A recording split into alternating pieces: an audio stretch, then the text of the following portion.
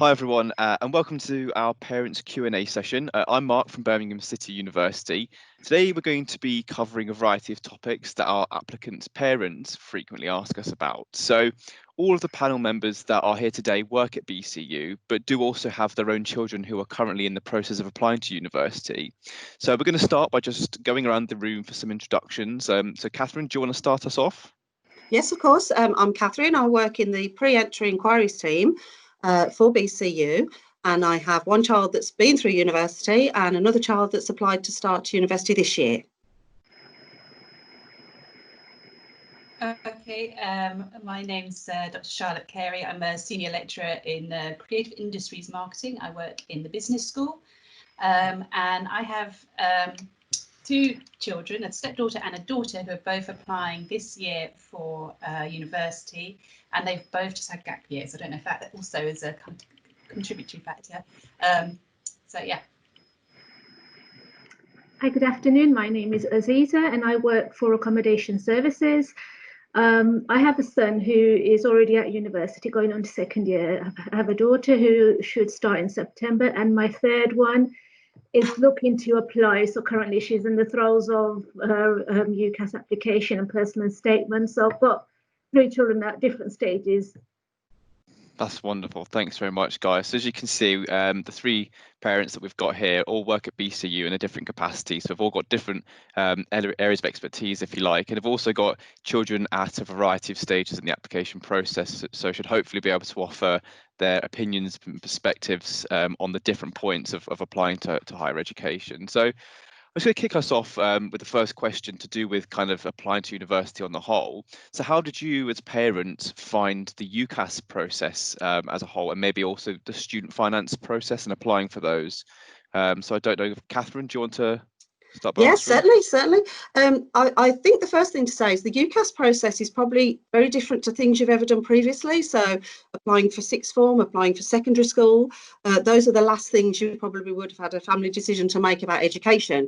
But as the UCAS system is a little bit different, where you choose 5 universities and then you narrow it down once offers have come in, it's probably worth going onto the UCAS site, and there is a parent's guide on how the application process works. So if you read up about that, that will make it a lot easier when you're talking to your child about the application process. And also to say that UCAS, you can register the application, but then you can go in and out of it throughout different stages. So it's not something you have to do in one sitting, which I definitely found useful. As far as student finance goes, my advice would be to get your application in early. You can change the university that you put down as the one that you're going to at any point, I understand, up until you start.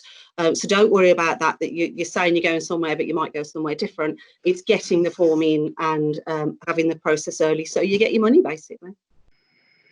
That's wonderful. Great answer. Thanks, Catherine. Aziza or Charlotte, do you have anything you'd like to add to that? Right, now with the UCAS application, the college, the sixth form college that my children attended, had a session for parents. Yeah. So I think as a parent, it's good to just, if a session is available for you to go attend with your child, because they'll answer questions or they'll inform you about something that you probably not thought of or something that you can think about.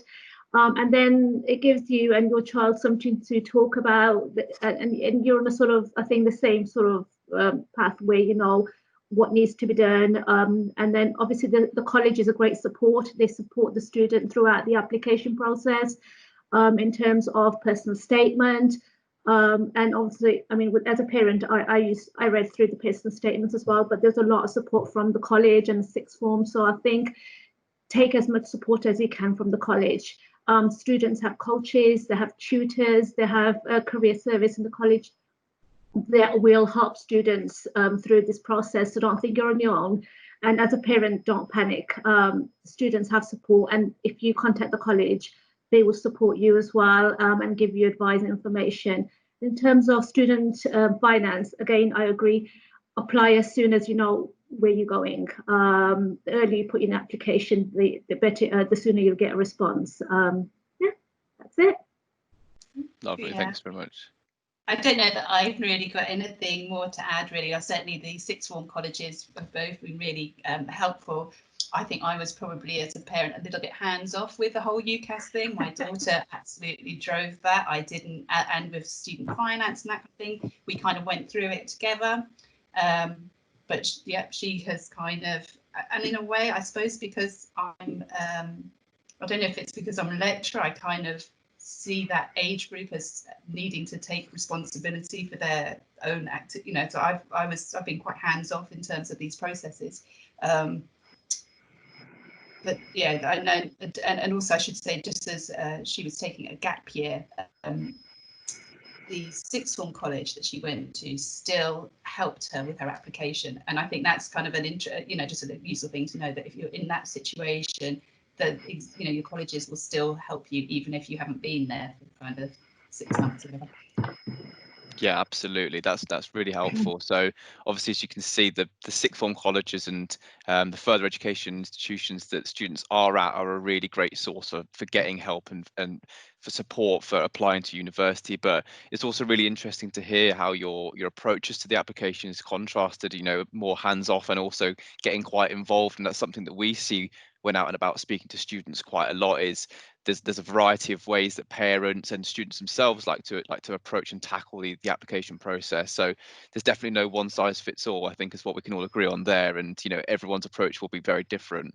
That's wonderful. I think what we'll talk about is kind of now, because as we say, Aziza, you have children at different stages of university. I think one's already at university. What sort of things can you do maybe now or well in advance to prepare your children for going to university? Is there anything that you think, in your opinion, might be really helpful in getting them ready? Right. Okay. I think the first thing what we need to do is, if it's a girl, if it's a boy, if it's son or daughter, prepare them for uni life, especially if they're living away. So, I mean, a lot of kids nowadays probably do know how to load a washing machine or how to load a dishwasher or how to even use an iron. I'm not doubting that, but for some who don't, I would say as a parent, it'd be good to maybe start get them to do things like that. Maybe cook a meal once a week. Show them how to load the dishwasher, where to put the tablet in. How to load the washing machine, how to separate the lights from the darks. Little things like that really help, because once they come to live in the accommodation, they don't realize they're on their own, really. There isn't a mom or a dad, or there isn't a family member who's going to be picking up the dirty clothes or cleaning up after them or cooking after them. They need to do it themselves. Obviously, they're in a flat with students who are in the same situation as them, and they get that support. But really, they need to know how to do things for themselves. Obviously, again, shopping, what to buy, what not to buy.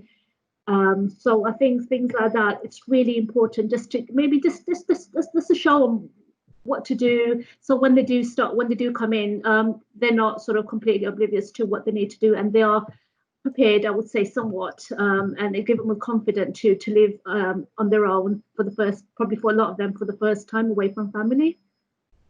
Yeah, absolutely. I think what's really interesting is you touched on the university life, and I think actually budgeting and monetary things are really important, because I think a lot of students don't really understand how much a lot of things cost. Perhaps if they have to go to a public laundrette, or they do their first food shop, and it can come as quite a shock. I mean, have you spoken to your kids about kind of money and kind of sources of income and how they're going to be saving and allocating this, but when they go to university, or are they doing anything at the moment before going to university to get themselves a step ahead?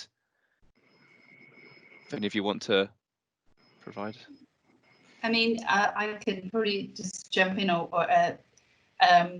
certainly, because I've got these two kids at the same time, and they both have, I think a lot of this is driven by the individual child, like what how they are as individuals in terms of, so both of them are pretty self-sufficient. They both know they can both cook quite a lot. They can do all that kind of stuff. I do worry a bit about the kind of budgetary thing. Both are talking about potentially, and I think this is a really important aspect actually for young people going to university at the moment, is whether or not they have part-time work while they're studying, and how much part-time work they should take on. And certainly I see with students, it can sometimes be a bit of a balancing act, trying to not letting part-time work dominate their you know, when they need to kind of devote time to their studies. So yeah, with our kids, we have talked about that. We've kind of and the kind of need to have sort of summer jobs that they can kind of work and save up some money so that they're not if they do need additional income when they're studying, you know, beyond their kind of loans and the finance that we're kind of will provide, that it's not going to, that they won't need to kind of, you know, that they can balance that with devoting time to their studies. And the other thing I was sort of thinking about this kind of independence, you know, if I was to talk to young people about what sort of, in terms of preparing them for university, it's not just learning to live independently, it's learning to study independently. And I think that's a major change. And I say that from a lecturer's perspective, that's like a major change, I think, for a lot of young people coming into university, in terms of managing your time and the expectation around how much time you will devote to your studies out, you know, when you're, you know, in your halls of residence, in your bedroom, whatever, in the library, and outside of the classroom. So I think, you know, that's one of the things I've been talking to our kids about, you know, like how you will manage your time, money, but also, you know, that kind of independent, what does independent learning mean, and how they might kind of manage that. Aziza, as you work in accommodation, what sort of things are provided with accommodation at university? I mean, how does it differ? I suppose you're going to know better for BCU, but it might echo around a few universities. And what sort of things do students have to maybe buy in advance as well? Right, now it's actually, I would say, like moving into a new flat. What is provided, it's furnished. Let's say it's a furnished flat. So obviously you have your bed. You're in the kitchen, you'll have your fridge, freezer, your cooker, microwave, but apart from that, everything else you need to bring yourself. So we're talking about a duvet, pillow, bedding, towels, pots, pans, crockery, cutlery, cleaning products, food. So it's basically like moving into a brand new accommodation where you have to bring everything yourself. I would recommend go light on obviously the shopping, because you need to first see what fits into the kitchen cupboards, what you can fit in underbed storage in the bedroom. So maybe buy essentials, but anything that you need, you can always buy later on. There's plenty of shops around, supermarkets, where you can even buy in the day. So I wouldn't overpack. I would buy essentials, and obviously have a look at the space that you have available in the room, in the flat. After you've decided what cupboard space everyone gets, and then maybe buy what you need as you need, and maybe as a flat buy one item of something like a sandwich maker, or you can then decide what is it you need, and don't buy 6 of something, buy 1. So I think maybe sometime just wait to see if you can come buy something together rather than 6 lots of a toaster, a sandwich maker, or 6 lots of something else. Fantastic, thanks, Aziz. One thing that a lot of parents like to know is actually, can they visit their children whilst at university? But what sort of things can parents do when they go and visit their children? You know, can they go and visit, and are they limited? Can they come onto campus and see them, or do they have to meet them in town? Yeah, absolutely, they can visit, and it's something we're looking to do in the future. We've sort of earmarked that maybe I'll go and visit when it's my birthday weekend and have something, but not within the first term. That's the sort of way we're looking at it, just to let them settle in. But then, like, husbands tied it up with, if Aston Villa are playing in that town on that weekend, we might have to visit. So definitely visit. There's no limit on how many times you can visit that city. A good thing is to look at the usual value hotel groups. They're always good to stay in any town, I find. And then as far as Birmingham goes, there is so much to do. It's such a student city. We've got a large student population. So there is fantastic cricket ground. We have the T20 matches that take place. So that's a good social thing to do.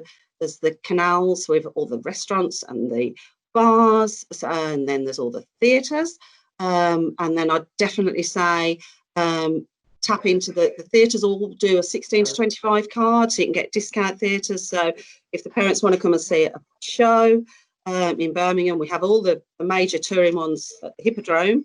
And then the RSC is literally an hour away on the train. So it is, even if you haven't got a child at university in Birmingham, it's a great place to come for a weekend anyway. So I definitely recommend tapping into it.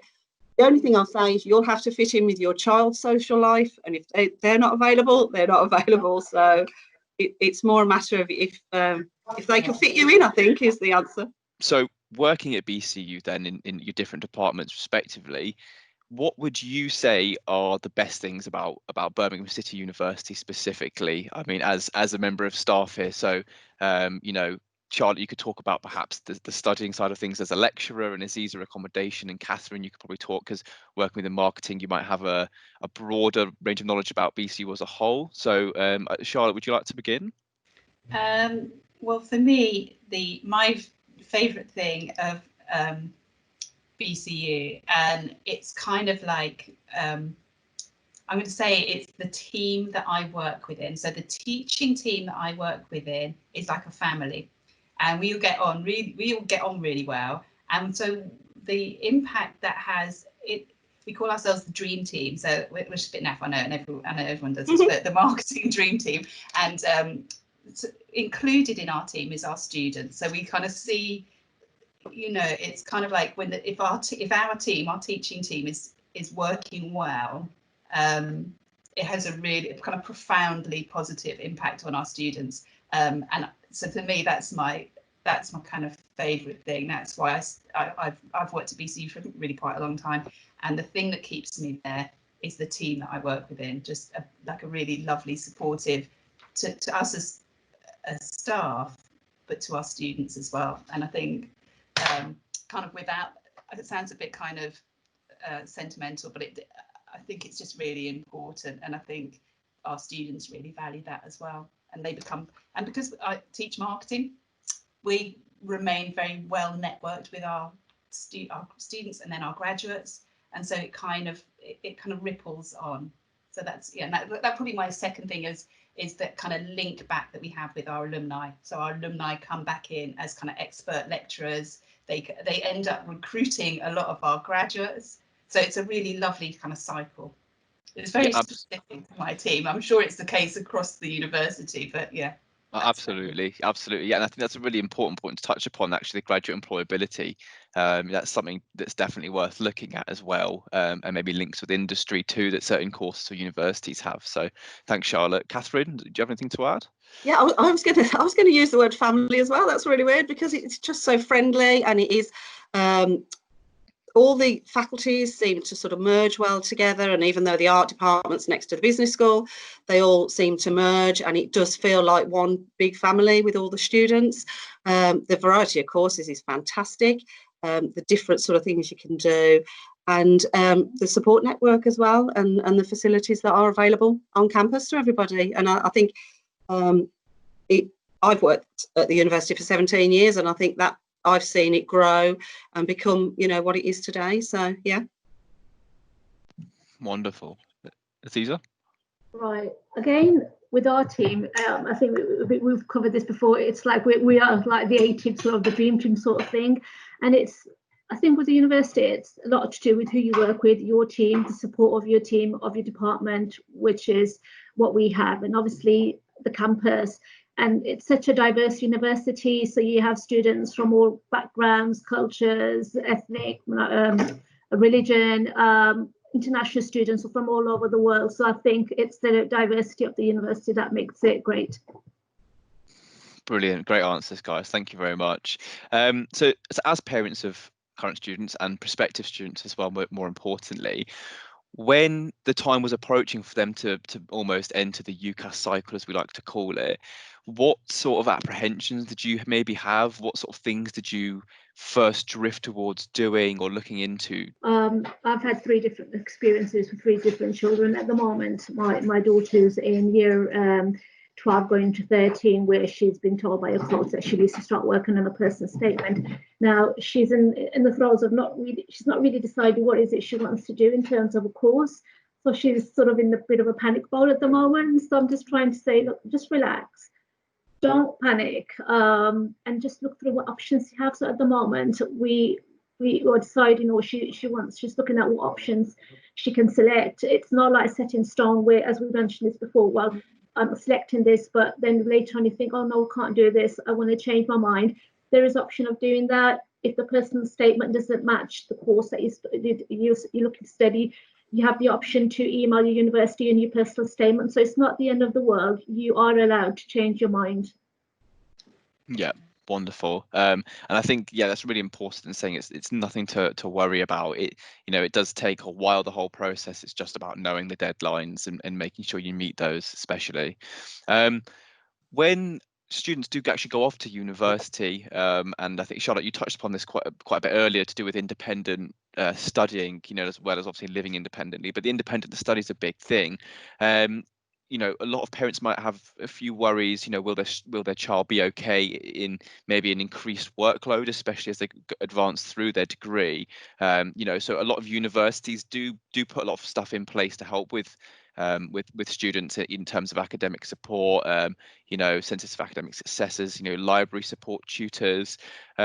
What sort of things have you found, or your kids found really useful? I mean, Catherine, you might know a bit about kind of the support available at BCU. Is there anything you'd like to touch upon with regards to the support services? Yeah, I think the first bit of advice is speak up. Don't leave it. Don't sit on something if you're worried about it. Speak to your lecturers. Speak to the staff in the school offices. They're usually the people that are always there at 9 to 5. So make that sort of a second home to pop in. Let them, you know, get to know you. Speak up from day one if you don't understand something or if you're struggling with something. So that's definitely my advice. And wall planners and you know, planning your week on which times you will be studying. Even, I mean, some courses have a lot of, you know, self-study that you have to do independently. So I think if you can diarise it and plan it, that would probably be of help to you. Yeah. I mean, just to emphasise that point that Catherine made. I mean, I had this conversation with my daughter the other day. We were having a walk, and I say, now, when you get to university, really important, get to know your lecturers, let them know who you are. You know, like, just like literally our job is to look after, you know, is to help our students. So, and one of the things that that is difficult for us is if a student is struggling and they don't tell us, and we just don't know, we literally don't know. So the early, you know, if you're having any issues at all as to students, you know, just go and, you know, like, so what we have is we always have office hours each week, so you can just do it. That's like for dropping in, or you can just send an email at any point, and if it's not convenient, our office hours make a kind of you know, a time to go and meet, and you'll have a personal tutor who will be with you as your kind of to go to for any issues. But also you have your module tutors, who are kind of the people who would be teaching you a particular module, and in both, you know, get to know all of them. And then and one of the things we also say is, if for whatever reason you don't feel comfortable going to your personal tutor, but there's another lecturer who you kind of like and you want to talk to, go to them. Like, we don't mind. We won't get upset if you decide you'd rather speak to one of our colleagues or whatever. You know, we'd rather you were engaged with us than not. So yeah, absolutely. Just it's a really important thing, getting to know the team. And also we have students in place who kind of as mentors as well. So there's kind of a whole mentoring scheme of students who've been here a little bit longer, who kind of will look out for those new students. Brilliant. Yeah, absolutely. And I mean, I know there's probably at every university during the kind of first couple of weeks, which are well known as freshers weeks, the universities will always put on, you know, fairs for students to go find out more about the sports, the societies, ways of getting involved. So that's definitely another good thing, not only for the first weeks, but maybe to ask about open days too. I think what we'll do for the last sort of question is we'll ask each of you maybe just for your top tip for parents of university applicants. So I'll let you guys decide who wants to go first, so that you don't steal each other's answers. My top tip would be definitely keep an open mind, because the process of applying for university and starting the research can take nearly up to a year. So what you may think will happen at the beginning might not happen at the end. You might have a different course or a different university. So keep an open mind is my definite top tip. Brilliant. Aziza, do you want to go second? I think the biggest tip I can say is don't panic. There is plenty of support out there. You're not alone. And as a parent, sometimes the child might say, well, don't want to talk to mum and dad. Talk to your friends, your friends from college. They may have friends who are probably doing the same or similar course as you. Connect with them.